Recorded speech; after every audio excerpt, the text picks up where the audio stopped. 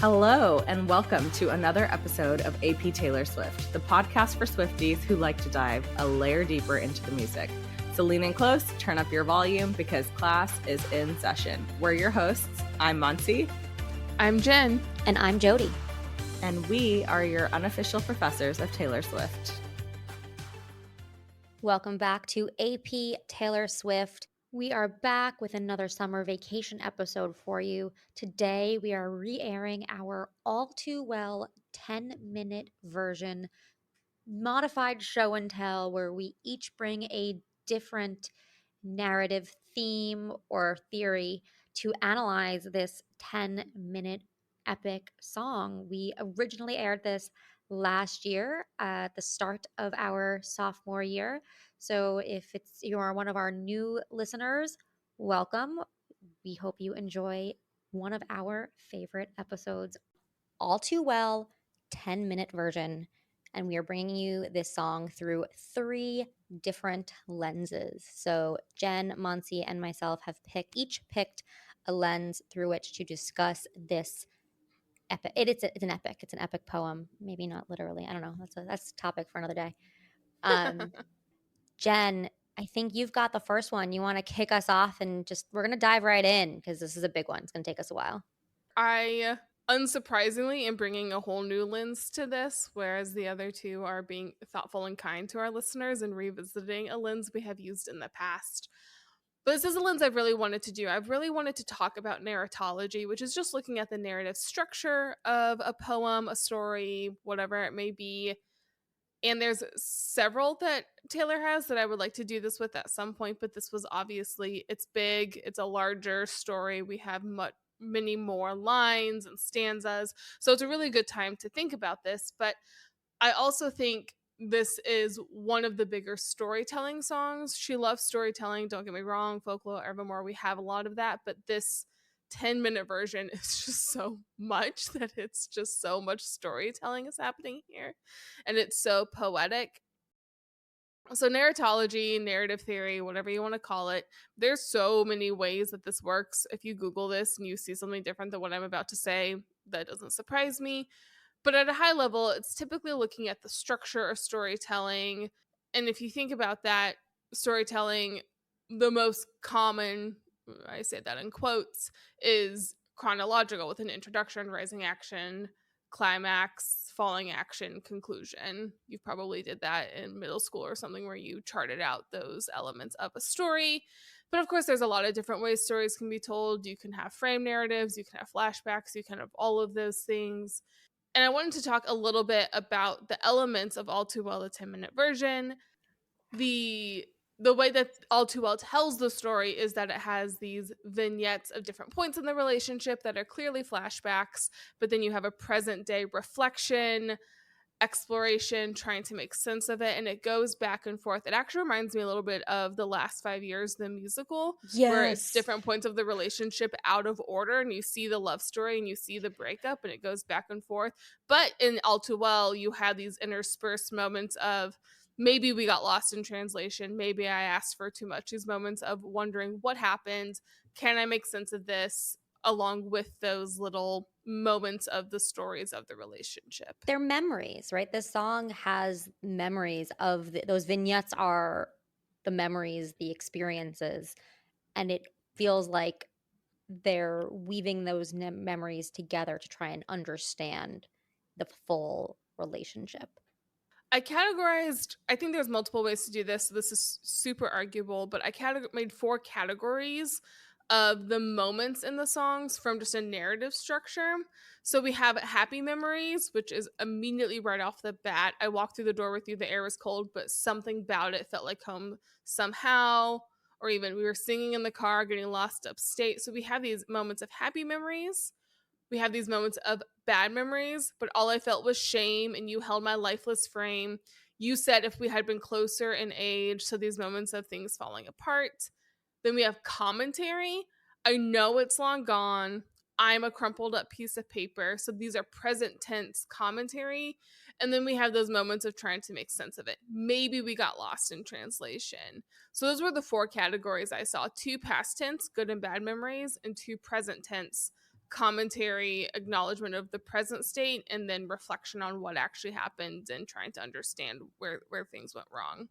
It's interesting. As you're categorizing these memories, one thing I noticed, at least just from the lines that you brought up, I haven't gone through the whole thing through this lens. The happy memories reflect experiences. They seem happy because of the experience themselves. Something felt like home. But the sad memories, she uses her feelings more. What was the second line that you mentioned? You said if we had been closer in Closer. age, Oh, maybe it was but all I felt was shame. You held my lifeless frame, right? So my question to you was going to be like, what tells you that the happy memories are happy?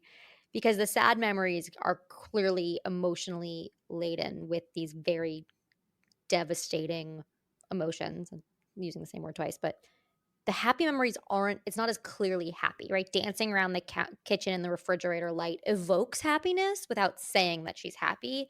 Whereas the sad memories or the negative emotions, running scared, I was there, so casually cruel, it's more clear and direct.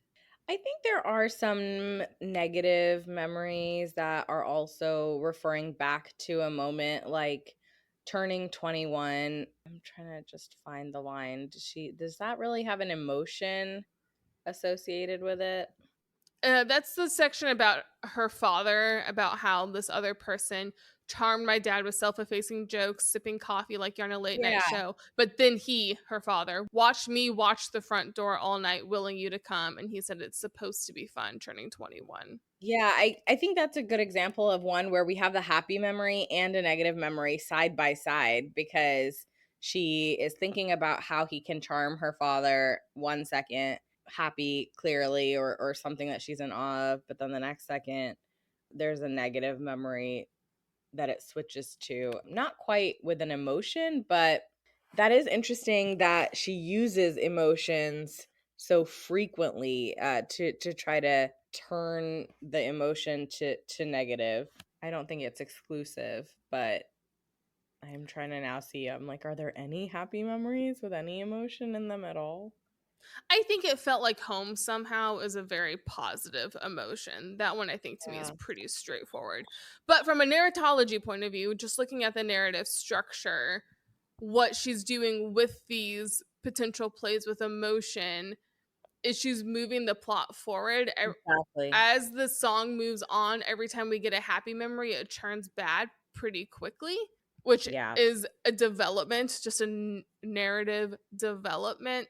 And in those two, I think a big turn is the story about her father that we just talked about, and then it's supposed to be fun turning 21, and then it transitions into time won't fly. It's like I'm paralyzed by it. I'd like to be my old self again, but I'm still trying to find it. So again, we move to that present tense. So the structure of this in that particular moment is really compelling because it's saying, hey, you were so great. My dad loved you. Oh, but then my dad saw me be devastated. I think I might be paralyzed right now and not able to move on from this. And how quickly that the structure of those three moments tells us so much about what's happening and moves the plot forward of together, breakup, devastation. And I'm noticing that she kind of starts with something happy and then breaks it down really quickly. Photo album on the counter, your cheeks are turning red. Used to be a little kid with glasses in a twin-size bed in that same verse. Till we were dead and gone and buried. Check the pulse and come back swearing it's the same. And you have that again with dancing around the kitchen in the refrigerator light. You know, nobody had to know you kept me like a secret. Like that's pretty devastating to be kept like a secret, but I kept you like an oath. And then it just keeps going negative. I feel like there's not many turns after that. It just keeps going down. And the question that we always ask with any sort of a lens is, what is the impact or the effect of this? Because of course she could have written the song many different ways. And homework assignment, if you wanted to, dear listeners, something I like to do with these types of narrative structures, I used to have my students rewrite a story that we read and change one element of it. They could either change the narrative structure or change the setting or change the point of view. So in theory with this, you could write this from the other person's perspective. You could take this song exactly as it is and plop it in Bridgerton's setting and write it from one of those characters' point of view. Or if we're really talking about narrative structure, what if the song was written chronological and we started with what we Ooh. believe to be the earliest part of the relationship and we tracked it through, and then we had the sad moments and then we had the reflection? And that would be a completely different song because it would be much more once upon a time this happened and then things fell apart and all of that. But what this song does by changing the narrative structure, to me, my theory is that it recreates that post breakup experience of, oh, I just remembered something happy. Actually, that reminded me of something bad. I guess I have to process this again. It does that cycle in a way that a, point A, point B, point C narrative structure would not have that same effect. It's a roller coaster. I think that the narrative structure evokes the roller coaster of emotions of a breakup. It is not a linear experience where you just feel one thing or you kind of transition nicely from one emotion to the next. It is up and down and chaotic. And I think you're right, Jen. Like the narrative structure is what kind of gives this song the emotional depth and devastation that it has because of the way it evokes what it feels like to go through a breakup. And this is a strategy or a device, I think, that's really commonly used in country music. So this song was released on her album Red, which was her kind of hybrid transition, not quite pop, but not really totally still country. And I think one thing about this song that I love so much, and I'll talk about this a little bit when we get to my topic as well, is she's repeating the same lines again and again in every chorus, but she changes it every time as you do. The chorus is not exactly the same. You're moving the story forward with every single chorus as well. And that is in such a storytelling way that you have scenario one, here's how the chorus wraps that up. Then you have scenario two, and then the chorus wraps that up. It's the same chorus as the first one, but slightly different. Something crucial has changed to keep taking it forward. Then you'll go into scenario three and then the chorus. And I feel like that's something that I see a lot in country music, where you have a little bit of the storytelling element. Even though you'll have three choruses, just like any other song, they all move the story forward somehow to take the listener on that journey with them. And that all kind of builds up to a climax towards the end, very similar to what you might see in a book or a movie. You've been building up to this moment and then there's a resolution. And this is a 10-minute song. Yeah. It needs to be a story. It needs to have a narrative structure. Otherwise, what are you doing? What are you listening to for 10 minutes? Totally. Although I would argue even the original version of the song Yes, still that's true. had that. And then the 10-minute expanded on it even more and really leaned into that storytelling. I would agree with that. Wow.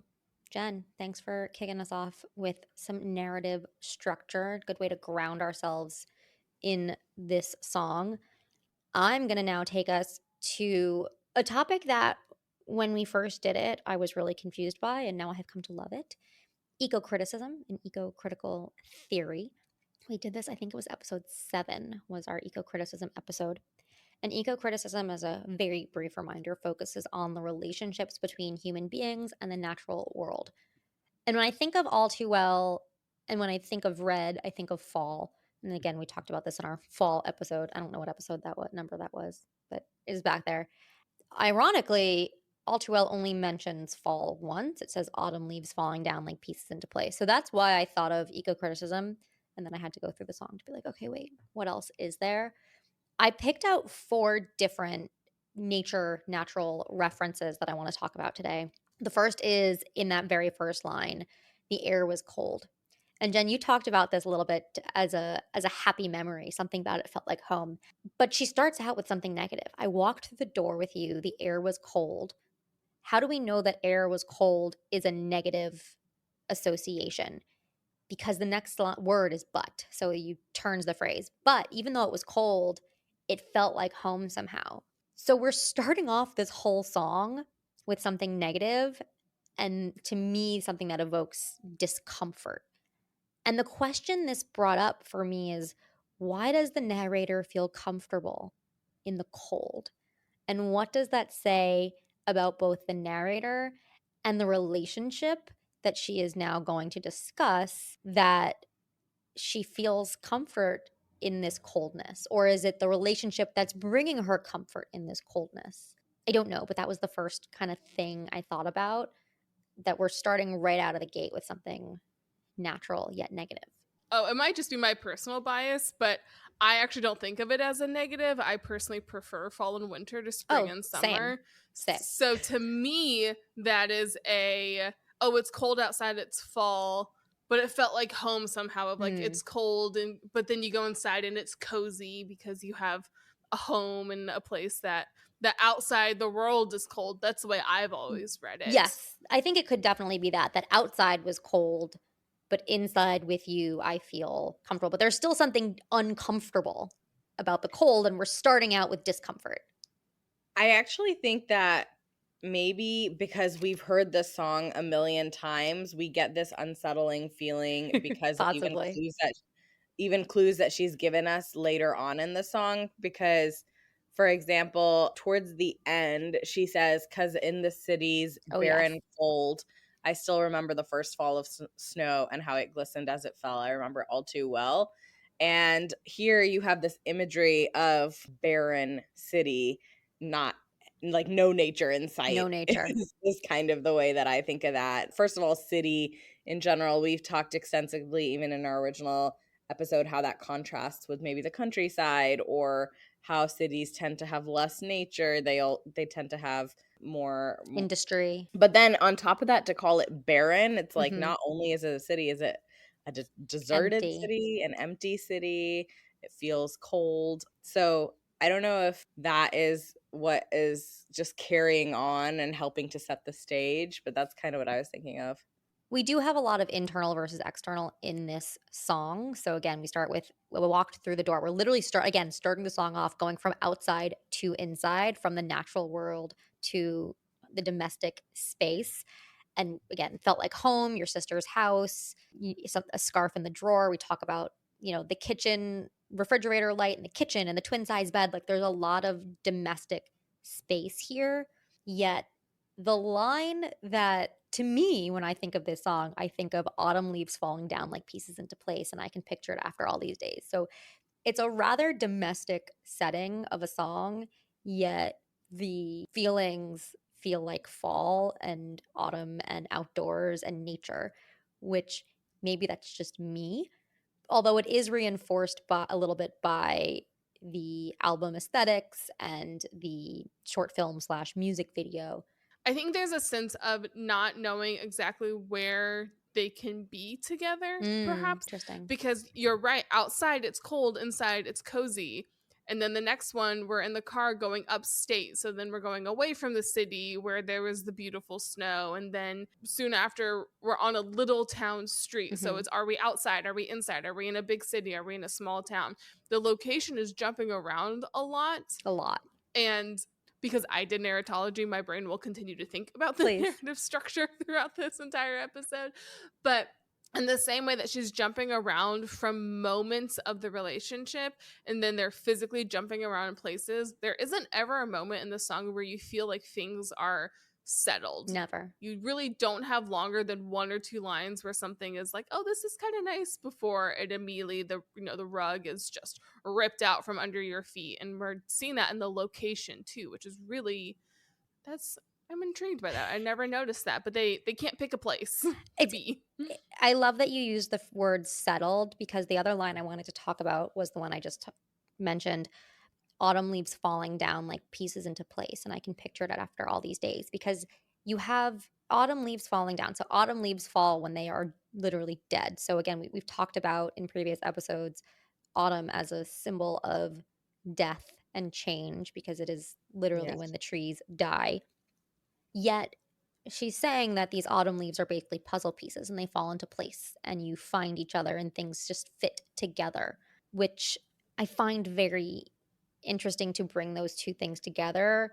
The decay, something that symbolizes decay or inevitable change, with just working together, fitting, coming together. Is there comfort in death, comfort in change, comfort in endings? Again, maybe this is foreshadowing, Monty, again, to your point. We know the song, we know the story. Am I reading into this a line based on what I already know? even if I didn't know what was happening, I think it's very interesting to juxtapose those two things together, the death and decay of autumn leaves, but the fitting into a place and feeling secure, or I don't forgot the word was already. Settled. Thank you.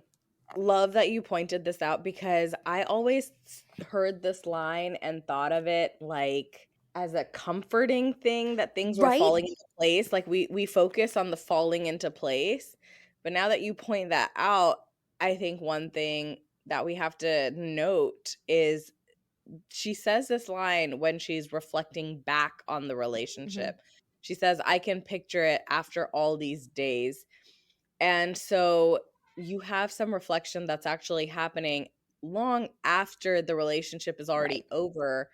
And so now it sounds like this line means, now that this thing is long gone and dead, it makes sense why it fell apart, maybe, or something makes sense. Something about this dead relationship is clicking together, and now I can see it, which is interesting because I really heard this song as a nostalgic reminiscing, not necessarily like she's figured it out. It felt always very much like she was still kind of figuring it out. Processing. Yeah, she's processing. Yeah, but it is interesting how that meaning kind of changes from being comforting to now I'm like, oh, she's reflecting on the fact that it's already dead and it's been long gone. And I too love the fall.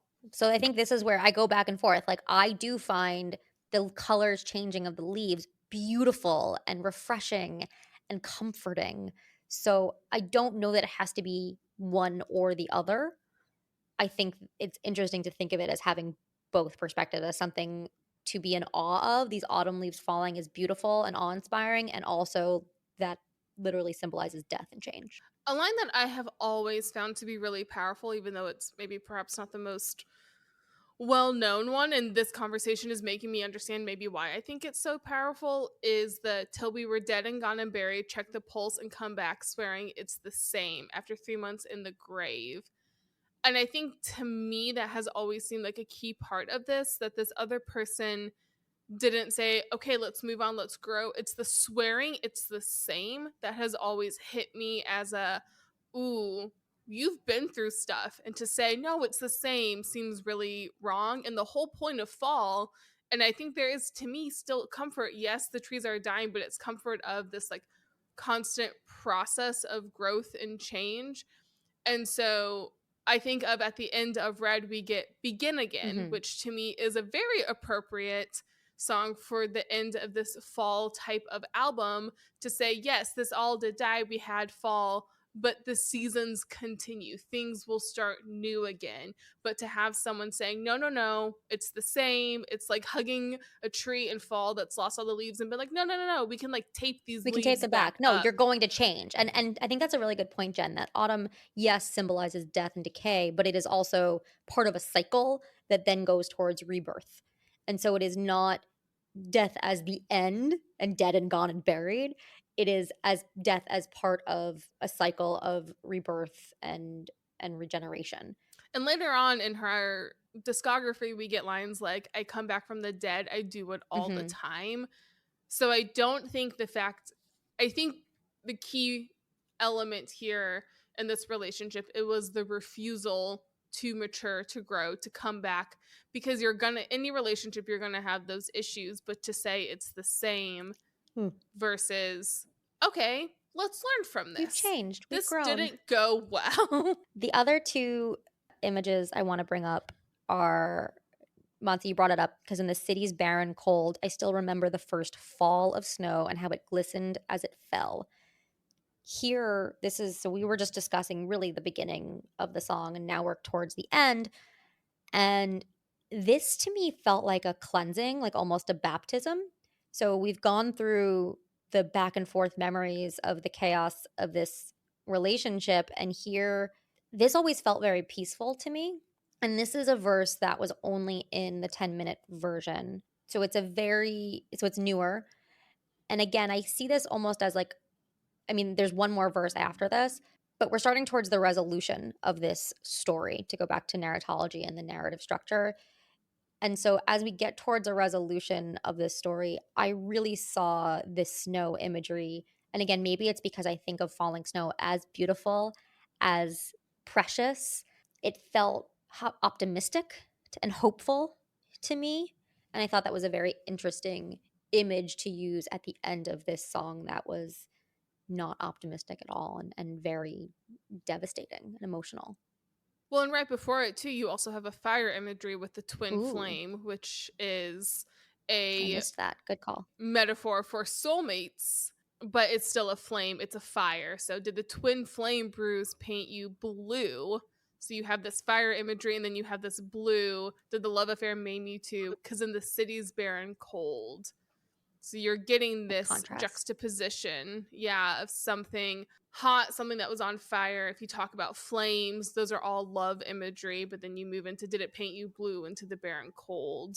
And again, they can't decide what they are. No. It's just this constant inability to sit in the relationship.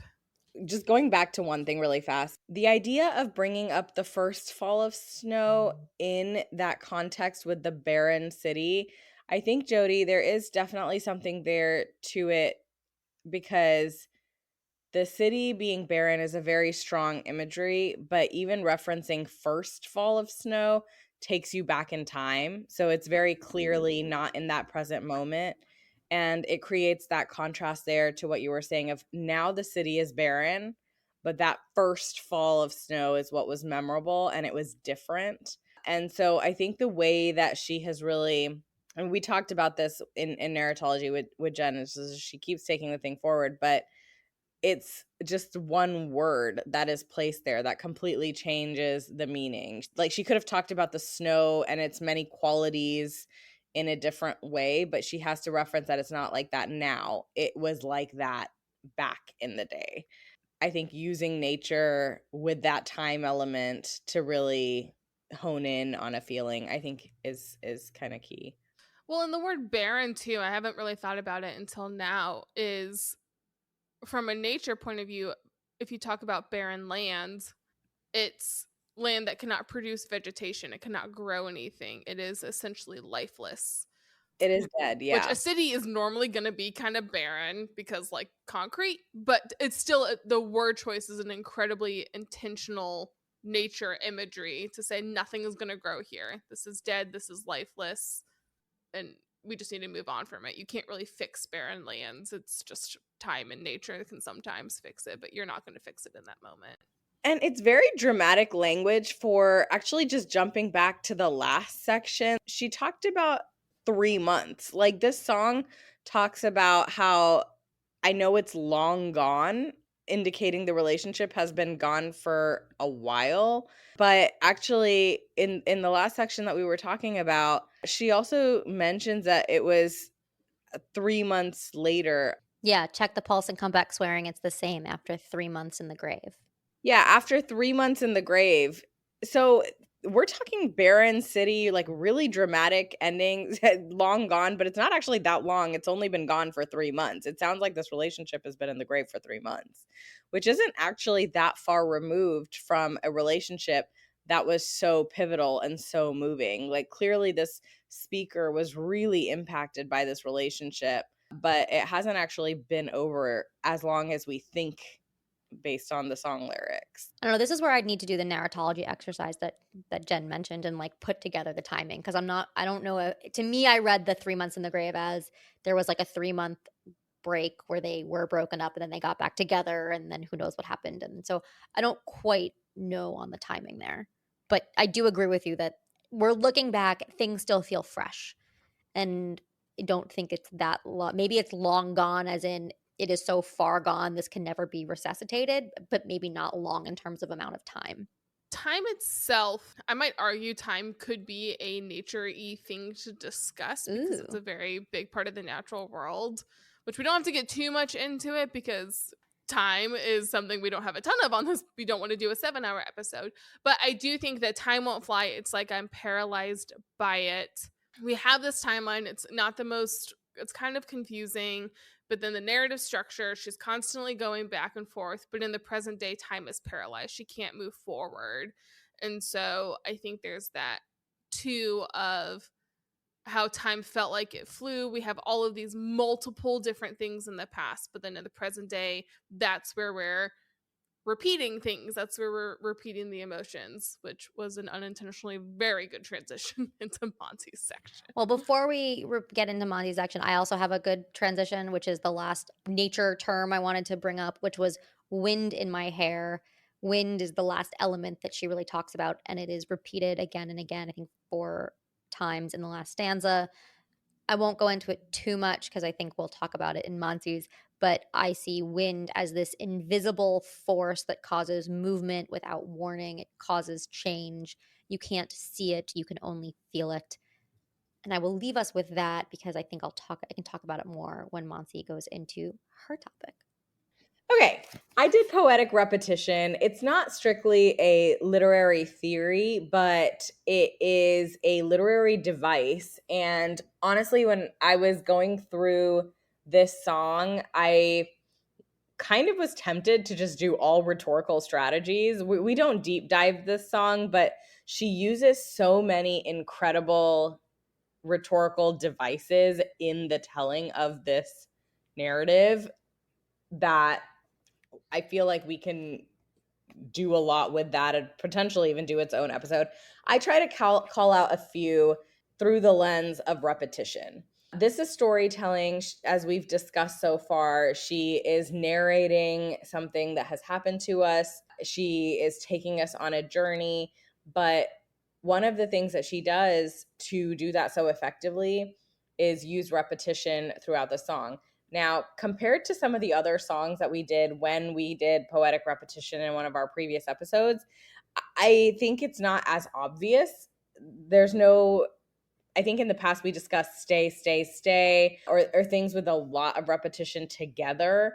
This song is not like that. It feels like she's really narrating a more complicated story, taking you through memories. We've talked about positive and negatives, but the repetition is definitely still there in a few different ways. So, for example, there is alliteration, which is the repetition of sounds.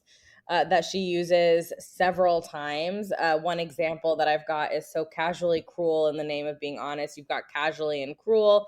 And then she says, I'm a crumpled up piece of paper. So she brings back that C sound of crumpled up again in the next line. She does this in almost every stanza. The barren cold. Yeah, exactly. There's first fall of snow. There's the twin flame bruise paint you blue. Brooklyn broke my skin and bones. Lot of lines where she just picks a letter and goes into it with the same sound repeated over and over again. Alliteration in music creates a little bit of a rhythm. In literature, it also is there for emphasis. So this is an angry song, especially when she sings it. By the end of the song, you're kind of screaming the lyrics, and some of that alliteration and repetition of sounds really helps drive that anger in many ways. You're emphasizing the sound again and again and again. And when you're arguing, you're using this device or that repetition of sounds kind of lends itself to create more emphasis on what you're saying. So that's one example of a kind of repetition. But then there's also lines that are repeated again and again. So we talked about how with every chorus, she moves this story forward. And the way that you signal a chorus is always through repetition. There have to be some things that are the same, and then there's some things that change. And in this particular song, she keeps repeating, because there we are again, or here we are again. And that brings us back to the chorus every time, but then something changes. There's something different every time, which is what is moving the actual story forward. And then there's repetition, like I remember it. It comes at the end of the lines, because here we are again, or there we are again is at the beginning, but I remember it kind of closes the chorus in some ways.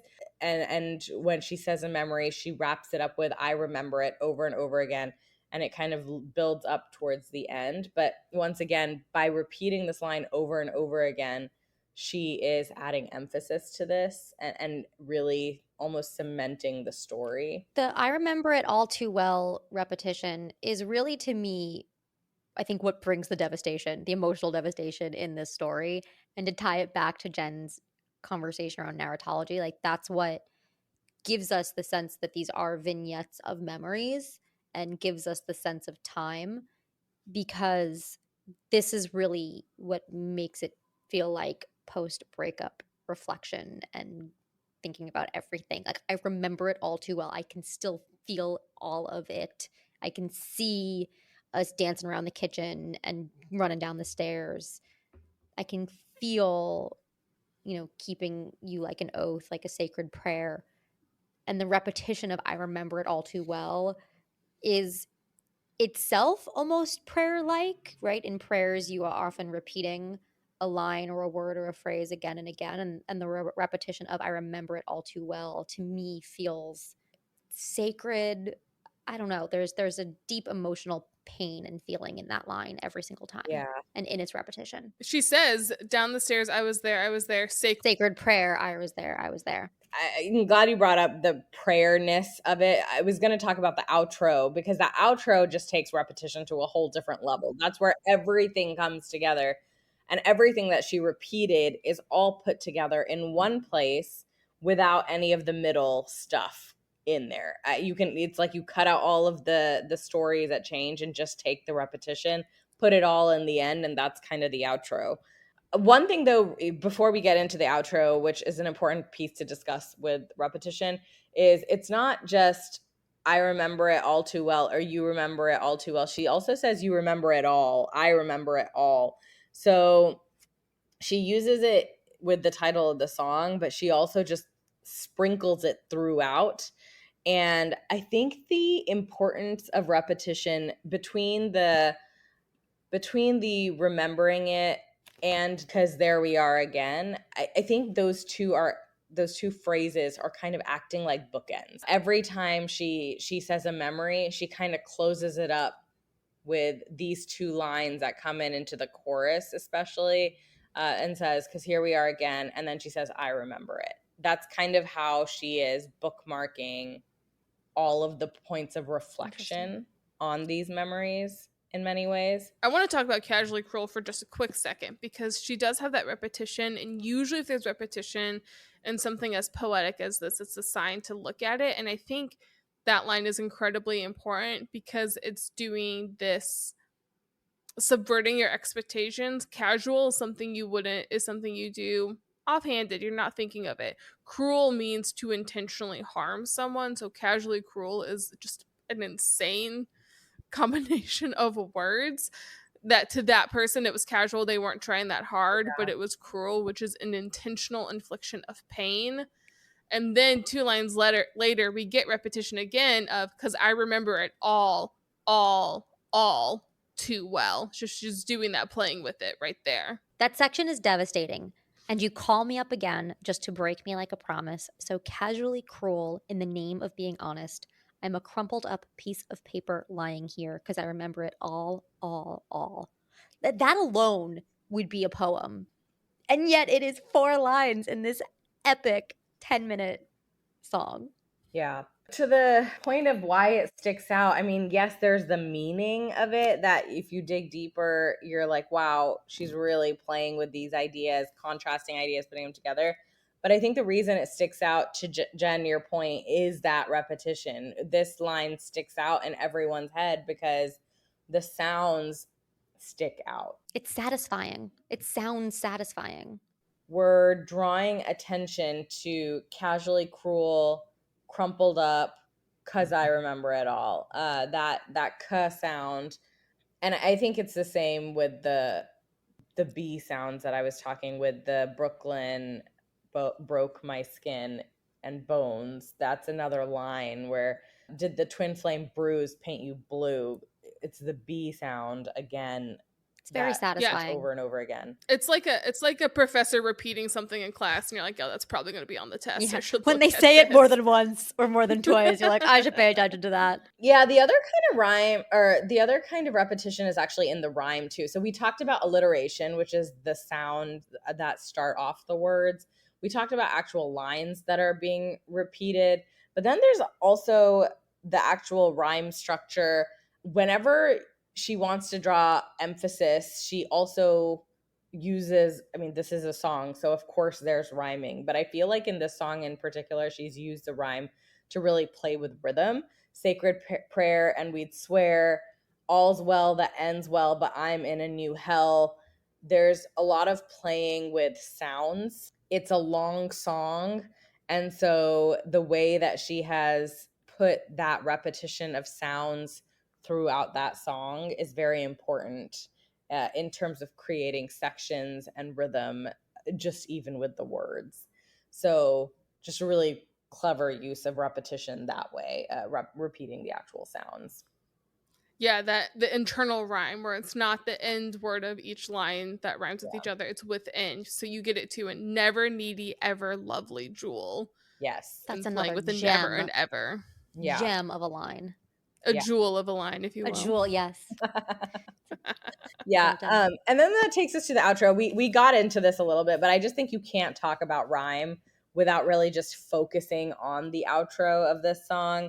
One thing that she repeats here, there's an anaphora, which was a kind of rhyme that we talked about in a kind of repetition that we talked about in our poetic repetition episode. She repeats the word just between us. So a reminder, anaphora is when you have multiple lines and you keep starting the line with the same set of words. And she says, just between us, did the lump of hair maim you all too well? Just between us, do you remember it all too well? Just between us, I remember it. And then just between us repeat even in the background.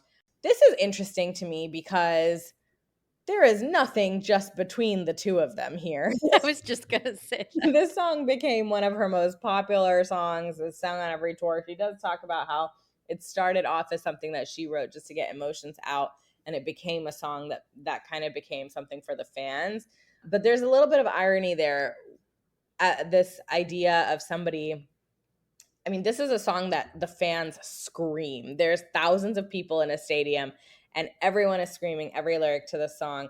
And here you have just between us emphasized by repeating it 3 times right at the close of the song.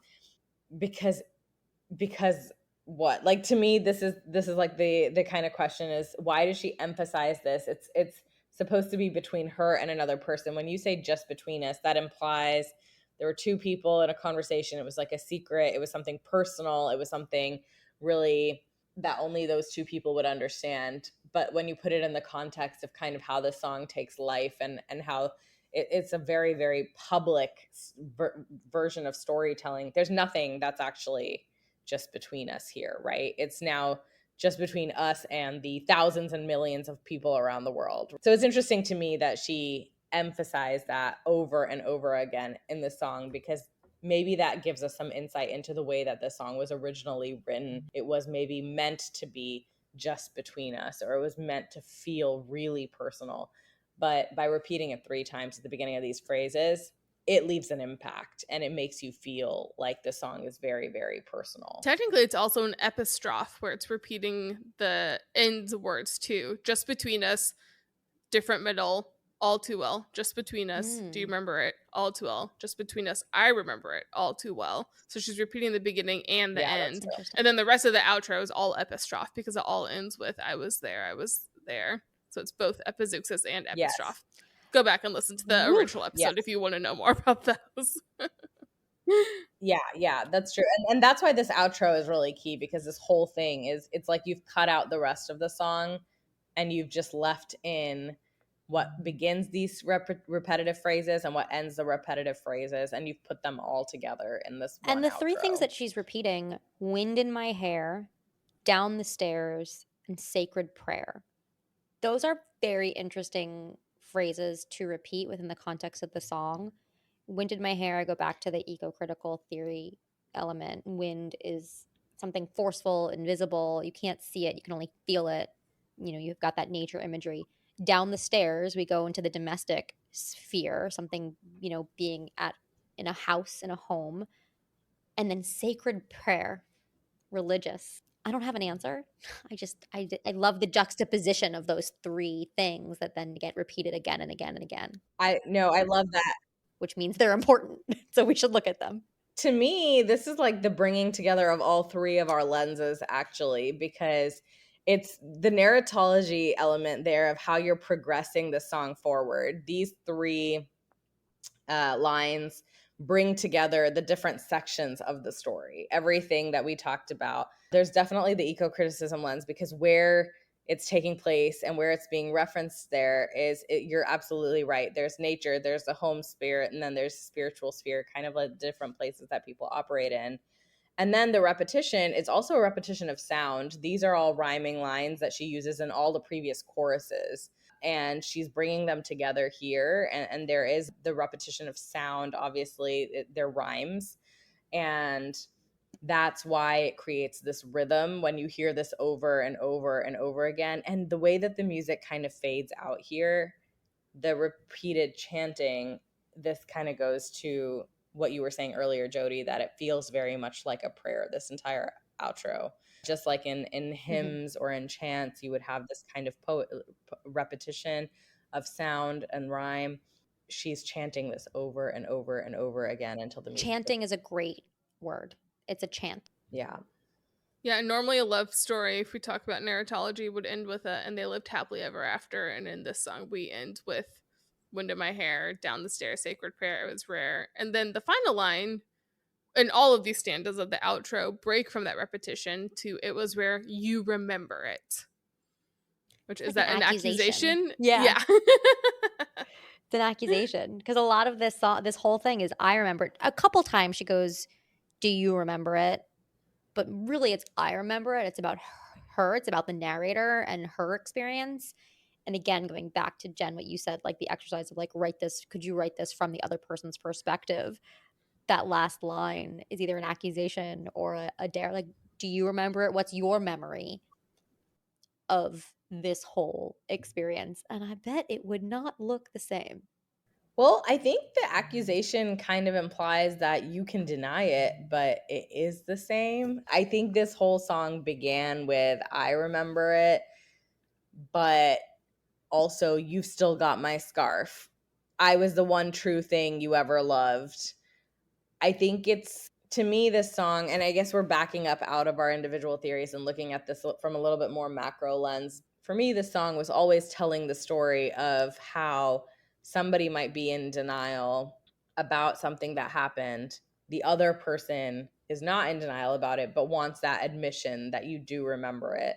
And so speaker is saying, here are all the things I remember, and don't deny it. You remember it too. You can try to move on. You can act like it doesn't affect you, but it obviously does. I think when I look at this song, memory is fallible. Like, we know that we can remember things different. Two people can remember an experience very differently, both because our memories change, but also because we have two different perspectives. We're like the same way the three of us, every single time we do a song, we come to it with three very different experiences, and that changes what we see and experience in a song, which is what makes this really fun. I think that looking at this song through the three different lenses that we just did, yes, makes me see it as all right, let me think about how I want to phrase this.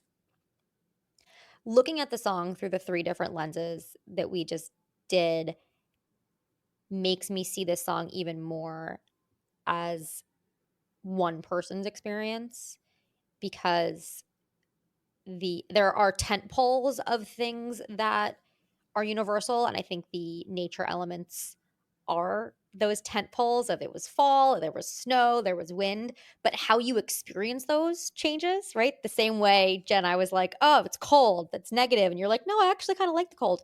So I think there's things that happened and you can't deny that they happened, but how you experience them and how you remember them and what they mean to you change. And I think that's what I see the more that I look into this song, I see this is one person's experience and her memory and what she remembers and feels. That doesn't mean that that's what the other person feels or remembers. But that also doesn't matter.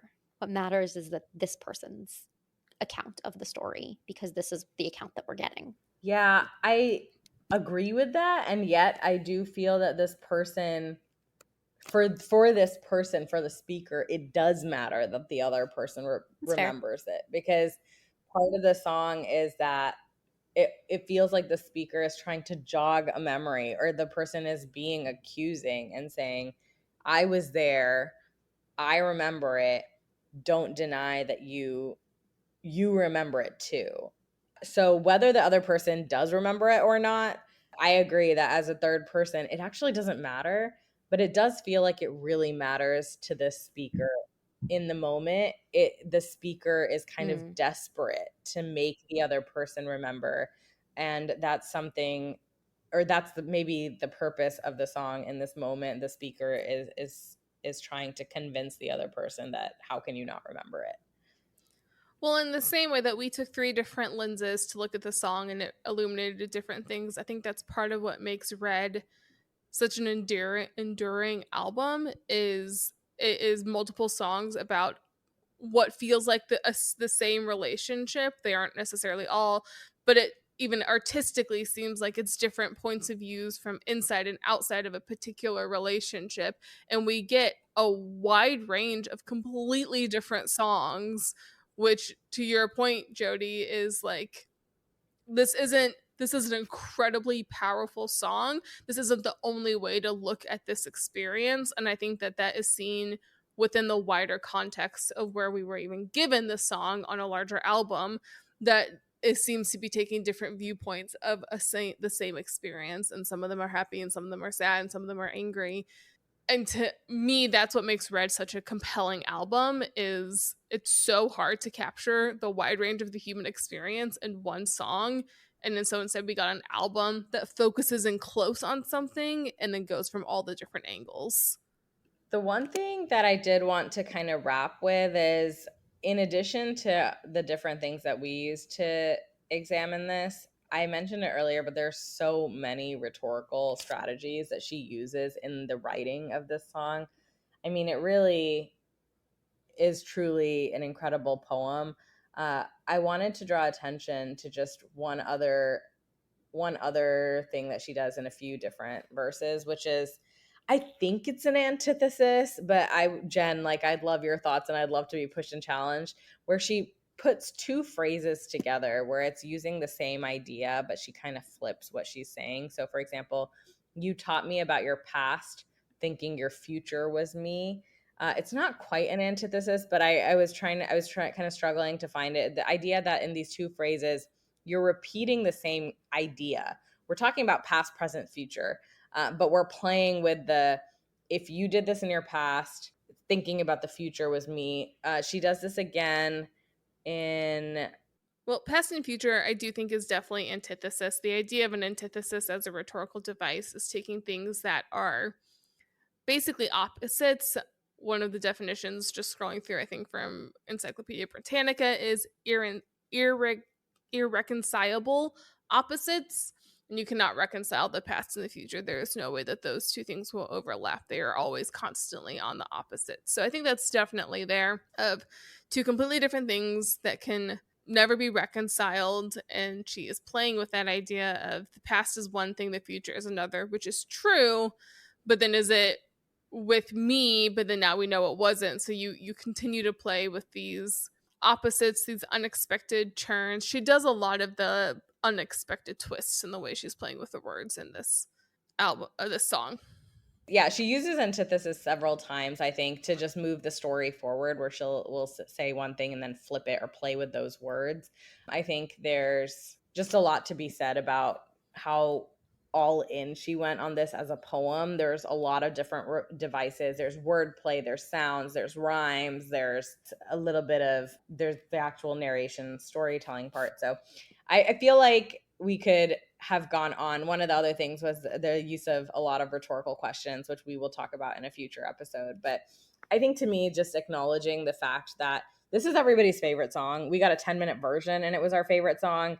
Such a masterpiece. And it's not just by coincidence. That when we study rhetorical strategies, especially when it comes to writing, it's manipulation of the English language. It's using certain strategies, knowingly or unknowingly, to cause impact.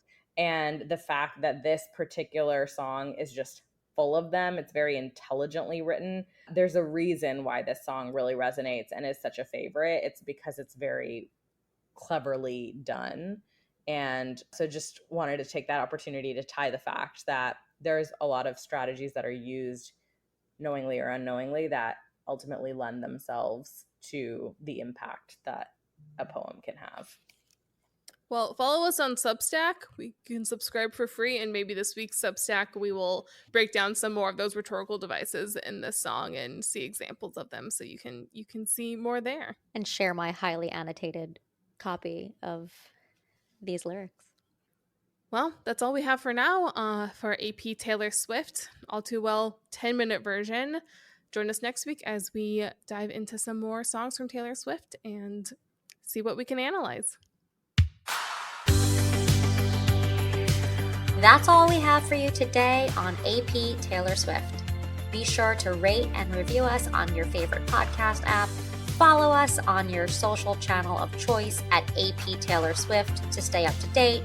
And join us next time as we overanalyze and deep dive into the next Taylor Swift song on AP Taylor Swift.